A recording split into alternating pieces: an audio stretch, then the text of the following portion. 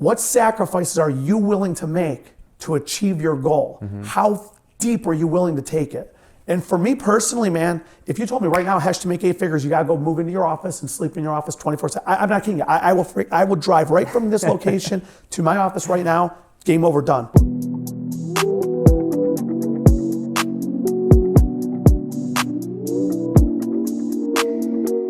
Hey everybody, welcome back to WhiteBoard Finance. This is Marko. I'm here with Khash Saghafi. Khash Saghafi. I appreciate it. So Khash actually runs a mortgage brokerage, residential primarily, correct? Residential, yeah. Okay. No commercial. I stay away from commercial. Okay. Hands off commercial. Perfect. So he's with Liberty Home Mortgage. We're here in Northeast Ohio, filming from my house. He actually lives pretty close to me, so I figured why not get him on the show.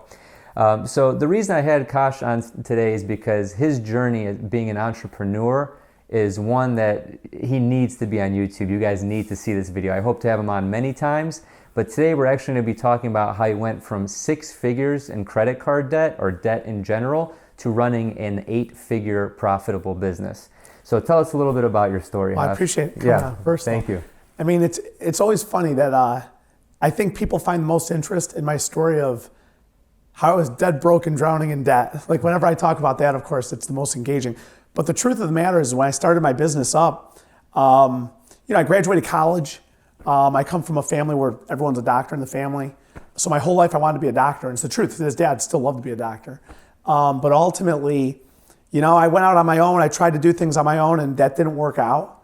So naturally when my dream of being a doctor ended, the truth of the matter, I wasn't prepared for anything else. So I was a guy with a biology degree and I had no idea what I wanted to do. But the one thing I did know that I wanted to make a ton of money. I wanted to make money. So when it came to making money, it just started with like looking at different things. So trying different things really, truly. For me, it started in 1997 with flipping houses, because I think that was the easiest thing. It seemed like people would say to me, Khash, you could buy this house for $25,000 and if you sell it for $50,000, you're gonna make $25,000. So right away I thought, that's how I'm gonna make money. Okay. I started flipping houses. That failed miserably. Suddenly I found out that it wasn't quite as lucrative as all the videos I watched were. I ran the security at a lot of bars in downtown Cleveland. And at that time, a couple of different clubs came to me and owners and said, hey, you're good at talking, you're good at putting people together and taking care of problems. Can you run the security at our club? The next thing I knew, I was running the security at 5, 6, 7 different clubs in Cleveland. Wow. And I was thinking, man, I could build a security team of people and run it across 20 bars. And at each bar, if I can make $1,000 here per month and $1,000 there, if I'm running 20 bars, there's 20 grand a month. Yep. So my brain always turned to if I made a little bit of money here and then I scaled it into 20 different places, I'd be making that much more money. Well, then all of a sudden, the whole scene changed in downtown Cleveland and suddenly running security and working in bars was not that good. So that failed, that ended up blowing up in my face. Then the stock market bubble, the tech bubble came along. Then I started day trading in the stock market. Okay. Watching Maria Bartiromo on CNBC. Okay. Oh my God, dude! I could tell you stories. Oh my God, critical path, CPTH. I had this thing so figured out. I called my stockbroker at Prudential, my buddy Jeff, and I had this whole thing figured out of how to buy it and then short it, and. Oh my God, I got wiped out financially. Okay. I got annihilated in the stock market. So for my younger viewers, the tech bubble was late 90s, early 2000s. People, it was hockey stick type growth, right? It was Bitcoin. Yeah, it was Bitcoin. There you go. It was Bitcoin before Bitcoin was Bitcoin. Oh my God. Yeah, a lot of people lost their shirts. So I had so many people come to me 2 years ago with Bitcoin. Heck, you got to buy Bitcoin. I was like, hey man, I don't know what this stuff is. I'm out. I'm not doing this. Yeah. I got wiped out in the stock market. Well, then my one buddy was doing mortgages. So it was the same thing though. It was he was doing mortgages. He was like, hey man, if I close one deal, I get $1,000. If I close 3, I get 3,000.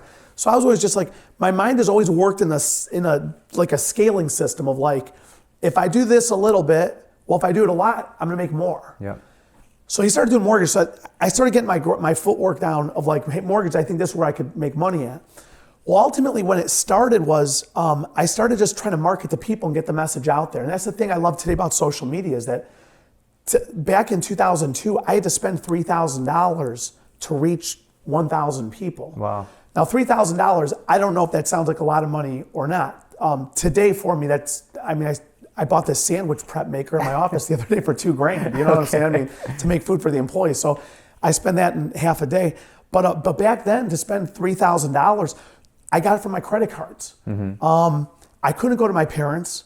I couldn't go to my family to borrow the money just because there's no way I could do that. I couldn't go to my friends. My friends are dead broke like me. We all had no money. You know what I'm saying? I'll never forget when Citibank gave me a $20,000 credit limit. They raised my credit limit to 20 grand, and I was like, it's like I won the lottery. You know what I'm saying? Like I was downtown, like out at the bars with girls and stuff like that. I was like, hey, who can get this tab? And I was like, I got it. Yeah. Because in my head, I was thinking, well, a Citibank card, the balance is 17 grand. I still got 3 available. He's over his limit. My buddy Tom, he's over his limit. But so I started using my credit cards to buy stamps and buy mailers. And I was like, well, if I spend $1,000 on the mailers and I can mail it to 500 people, can I get 2 deals? And one deal will pay the credit card back, and the other deal is my profit.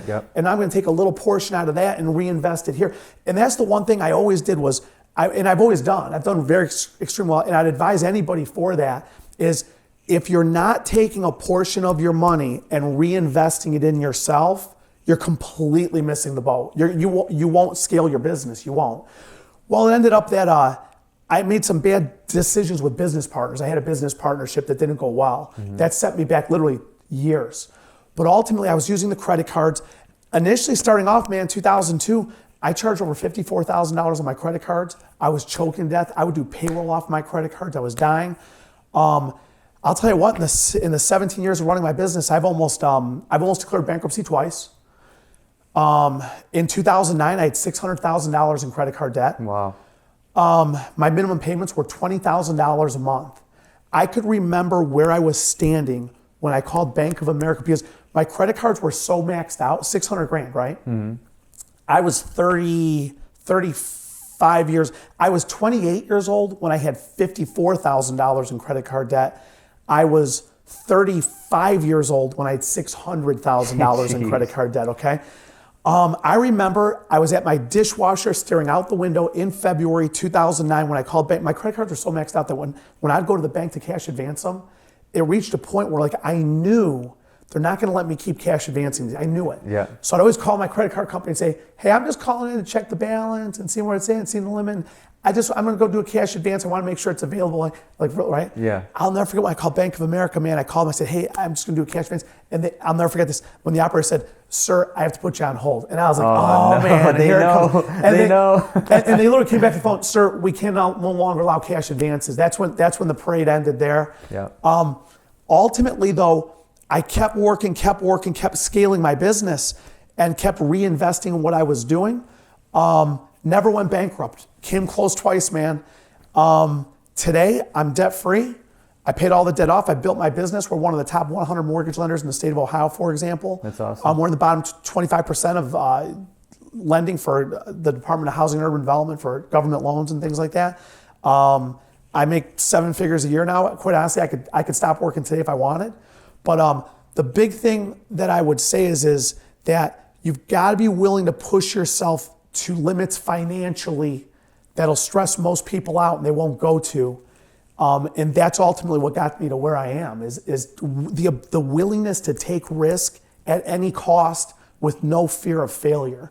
And that's one thing for you is, man, I've been so dead broke, and I've told people this a lot.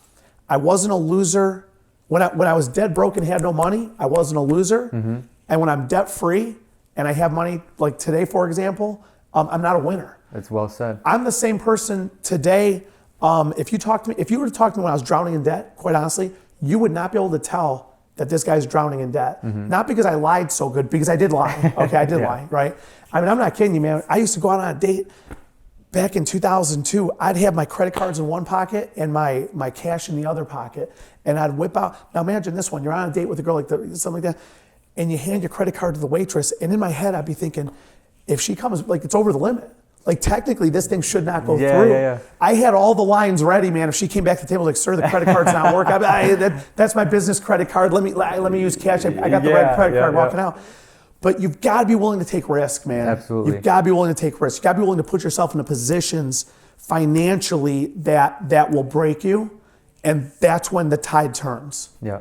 So let me dissect a lot of that. There's a lot of good nuggets of information in there. So first of all, I respect and I appreciate your honesty, and I'm sure the audience does as well. Yeah. It takes a lot takes a lot of chutzpah to be able to come out in public and say, look, man, I was lying about my situation. Oh, lied. I put up a facade. I get it, but sometimes when you're in business, perception is reality. Absolutely. Yeah. So A, I respect you for that. B, talking about your mindset. When you were broke, I was never a loser. When I made money, I was never a winner. It was just I was always the same person. I think the mindset of being a loser, that really is a mindset, and that permeates throughout your life. Yes. I think you're not giving yourself enough credit, because to be a winner, you dug yourself out of a huge hole and you've built a successful business.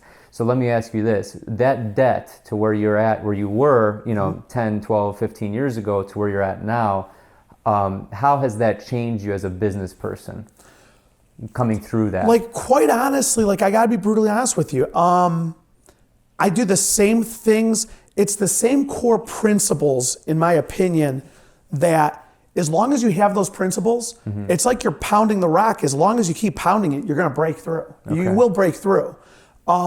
It's simply not stopping. And a lot of it's working too, though. That I think is a part that a lot of people do not see or do not think about, is the amount of work hours you put in. I mean, when you're self-employed building a business, I'll tell you what, there's no such thing as a vacation. My best friend in the world, my buddy Tom, his mom would always tell me when we were younger, they owned a fish store. And she'd always tell me, she'd say, Khash, there's no such thing as a vacation. And I'd always think, now, when you're 10 years old and you're looking at your best friend's parents, and I thought they were just raining money over there, right? Yeah. I just thought, what does she mean? Like, they just went to Florida, like they're just on vacation. Man, when you're self-employed, there's no such thing as a day off. Yeah. As soon as I wake up every morning, I wake up like this. I start every day at 3:30 in the morning. I used to wake up at 5 in the morning, and I made 7 figures. Quite honestly, my next move is to 8 figures. And I simply said to myself, if waking up at 5 a.m. got me to 7 figures, and I want to get to 8 figures, I think I got to wake up earlier. So now I wake up at 3:30 every morning. And when I wake up, I literally wake up like this. I mean, I've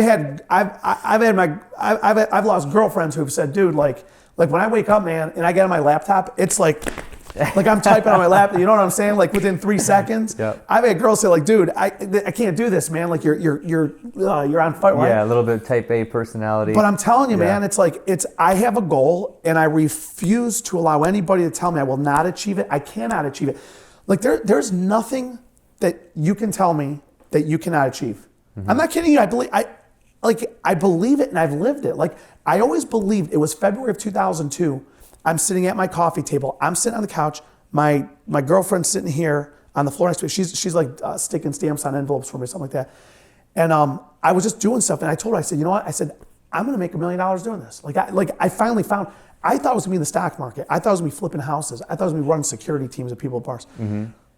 That's when it hit me. February 2002. I was like, I'm going to make $1 million doing this. And she rolled her head and shook her head. I said, well, what was that for? And she was like, you can't make $1 million doing this. Like, do you know how much $1 million is? Yeah. It was February 2002. I never lost sight of that. I believed that I would break 7 figures and make it, and I did. It took, oh my God, it took me 15 years to become an overnight sensation. I tell people, you know what I'm saying? I was an overnight sensation. It took me 15 years to make it. That's so right. But it's that grind that you can't stop pounding and stop trying. But I will tell you, and there's a lot of sayings that are really cliche about this, that your only limit is you. I say to people, your only limit is you. My questions are, what sacrifices are you willing to make to achieve your goal? How deep are you willing to take it? And for me personally, man, if you told me right now, Khash, to make 8 figures, you gotta go move into your office and sleep in your office 24/7. I'm not kidding you. I will drive right from this location to my office right now. Game over, done. That's awesome. That's the end of it, you know? So that says a lot about you and your personality. So people, to run a YouTube channel, this isn't easy. People only see you when you start to blow up. Yes. They don't know. There's no such thing as an overnight success, you guys. If you want to go buy a lottery ticket and go play the lottery to make your money. I've never done that once, by the way. Yeah, there you go. I've never played the lottery. There you go. Most successful people don't. Rich people become rich by good decision making. Yep. And I feel like that's permeated throughout your life. So tell us a little bit about how your failures have gotten you to where you're at today. The thing about my failures, the best part of my failures is that I learned to be able to rebound. I have very thick skin. You can't break me. Setbacks, I don't look at setbacks as setbacks. I have a saying that I always say that setbacks are simply just comebacks. Okay. A setback is simply an opportunity for a comeback. That's all it is. A setback is simply an opportunity for a comeback. So So quite honestly, all of my failures over time, I fail at 95% of the stuff I try. So I just bought this sandwich maker in the office, right? My little sandwich, I'm so proud of my little sandwich maker. It's like being at Subway, it's cool, it's like this big, it's awesome. So this is my theory, is I just paid $2,000 for that, right? Amazon delivered right to the front door of the building, man. They almost put it in front of the building. Me and the guys in the building, we had to come and pick the thing up and carry the damn thing in damn near. Yeah. We had like 300 pounds. So here's my theory. I paid $2,000 for the sandwich maker. I just hired a cook full time. She's gonna come and cook food for my entire office. My theory is, I think if we cook food for all of my employees, and it's free to the employees, will they work better and be more efficient at their jobs? I believe mindset's everything. Like I don't think you need to know how to do anything. If you have a positive mindset and the belief that you will achieve whatever your goal is, you'll achieve whatever your goal is. I think that my theory is that I think if I feed the employees and they can eat whatever they want, we're gonna cook pizzas, we're gonna cook, anything you name is gonna get cooked. And she will go to the grocery store and buy. I'm not kidding, I'm gonna have them pick out a menu. I'm gonna say, whatever you guys want, write it on the list, she'll go buy it and she'll cook it for you. It's a theory. Now, am I sitting here in 6 months saying, dude, we were spending $4,000, like I've already budgeted out. I think it's gonna be $4,000 on the food. I think it's gonna be, her pay is probably, when you put the food and everything together, you're probably talking $7, $8, $9,000 a month on this stuff. In 6 months from now, after I've spent $50,000, $60,000, I don't know. Like, am I gonna be sitting back with you again? You're gonna say, Khash, how did that thing work? And I'm gonna be like, dude, 4 of the employees got salmonella because we didn't clean the freaking the food station there. I mean, and she set the smoke alarm off 6 times in the buildings. We're being evicted now. We got no place to go, and I still got this lease out. That could happen. Yeah. But I don't know. So my failures have taught me that it's okay to fail. It's okay to lose. But you have to try new things. You have to. But on the flip side of that, maybe your employees, they won't go out to lunch, and maybe you're gaining, an hour times however many employees you have, 50, 60 mortgage brokers. Yes. So you got to try things as an entrepreneur, I think. You have to try things. The problem with me today, I suppose I have a little more money to spend and take risks with, is that I'm always fast to spend money. But the thing that I would tell your viewers, that I would tell them all day long, is go with the free stuff first. Today with social media, you don't have to go buy 1,000 stamps at the post office and send out 1,000 mail pieces to get 1,000 people to see what your message is. You've got social media. Start with the free stuff. Now I will tell you this, and I've said this to a lot of people, that if it's free, it ain't easy. Yep. And if it's easy, it ain't free. That's right. Okay? With enough money, Jeff Bezos, for God's sakes, that dude can get his video message out there to 1 billion people and snap a finger. He's got the money to do it. Yeah, he bought the Washington Post. I think He that's did, how he's there you doing go. it. You see that? So, but the truth is if it's free, it ain't easy. You have to understand, starting out, especially to all your viewers watching, trying to build a business. I'll tell you this one. You are where I was in 2002. This studio, everything's incredible. Thank you. You are where I was. I started working out of my bedroom, and I think I had 4 telephones. And I swear, when the AT&T guy came to hook up the 4 telephones to my house, I think he thought I was like selling drugs or something like that. He was like he just kept saying to me, "Why do you need 4 phones in your house?" You know what I'm saying? Yeah. And because my mind was like, "Hey man, I gotta be making a lot of calls." Like seriously, like I was like, I don't know. I was like, my job is on the phone, so I got to be like making a lot of different phone calls and stuff. So I bought 4 phones. I had 4 phone lines. I used to tell girls that. Yeah. My friends would be like, tell them how many phones you got. And I'd be like, stop it, get out of here. I got 4. I got 4. Why do you have 4? I'm running a business. You know what I'm saying? Yeah. I wanted to say, no, I'm choking to death. I work out of my little 1-bedroom, 2-bedroom house. Yep. But you are where I was. And it's that constant, when it's free, it ain't easy. But that's how my failures have gotten me to where I am, is that failing is okay. And if you're not failing, you ain't trying hard enough. That's right. That's another thing too. If you ain't failing, you ain't trying hard enough. I feel like you're not putting yourself out there you're enough. You're not taking big enough risks. Too safe. Yeah, there's so many videos that I put out that get, a couple hundred views where I'm like, oh, I put so much time and effort into that video. And there's videos that blow up where they have hundreds of thousands of views. And it's like, wow, I really earned that. But people, like I said, they don't know about you until you finally blow up, but it's taken so many years or so much effort to get to that point. So much. And I think that's with any business in general. I almost went bankrupt twice. Yeah. I met with my bankruptcy attorney 2 times, with my attorney who also does bankruptcies, 2 times. where he took the intake papers and put them on the table and said, Hesh, fill these out. When you get them done the next couple of days, get them to me. We'll get this thing rolling. Yep. And I was staring at the intake papers. And it was like, I can't go bankrupt. Bankruptcy for me would have ended a lot of opportunities that I have. But it's like you said, if you're not failing, you're playing it too safe. Yep. And that's the biggest thing I say is that take the risk, but use the free stuff, but understand you're gonna put a lot of hours in. Absolutely. A lot of sleepless nights. Sweat equity. A lot of long hours, a lot of sleepless nights, and it takes a long time to get there. But I will tell you, man, I can't say I've made it yet. I've made a lot more. I've made a lot than a lot of people. I've made more than a lot of people. I made a lot less than a lot of others. Yep. My goals are still bigger.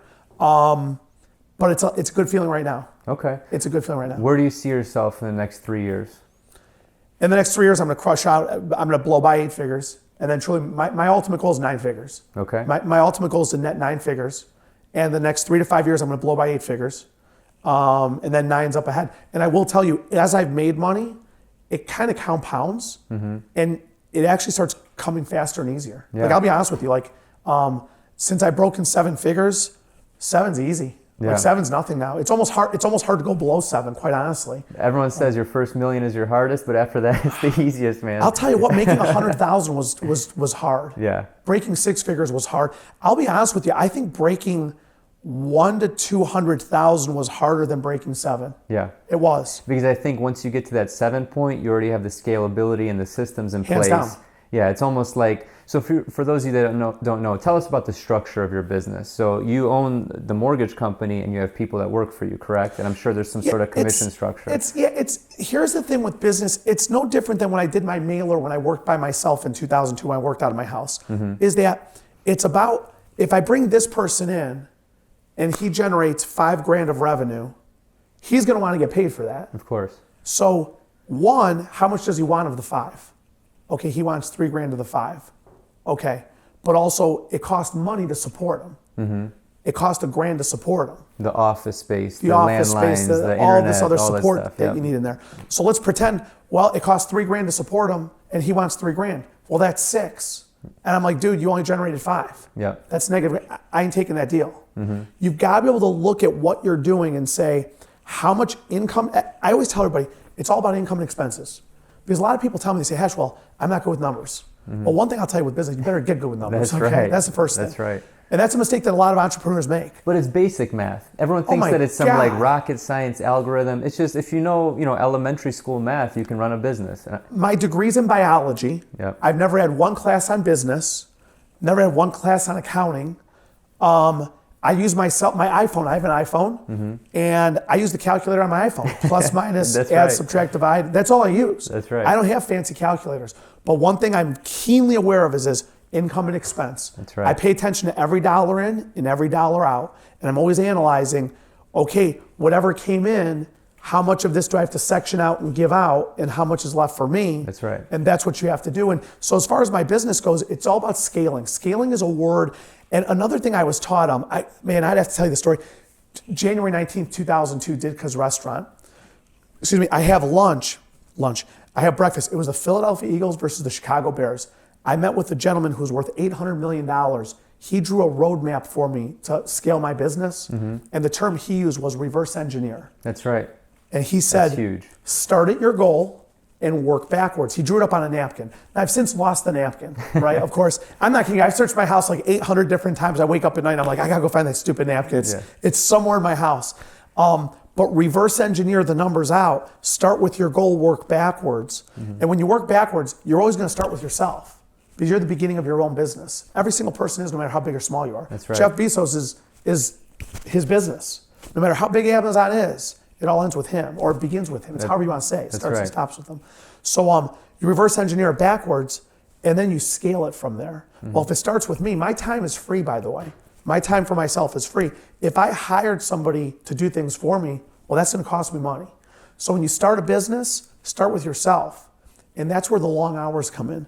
Because your time is not going to cost you anything. It's 24/7, it's on you. You're not physically paying cash. That's right. Even though I will say the most valuable thing on planet Earth is time. Yep. Okay.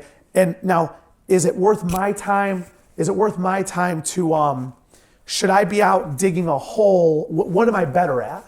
I'm better at networking and building the business than I am at printing papers out of my email. Yeah. I mean, Where's your time best spent? hands down. Yeah. I mean, I have somebody today who answers my phone, prints my emails, and cooks my lunch. That's the truth. I do.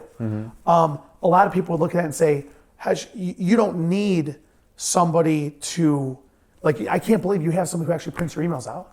And I'm like, simple. I just micromanage my time. And I've analyzed my time to a point where the number of emails and attachments and documents I get daily, it's literally about 3 hours of printing. Yeah. Is it better for me to spend my time just hitting the print button, going to the printer, taking stuff off, separating everything out? Or is it better to hire somebody to do that for me, and then I can go out and build more of the business? Yeah.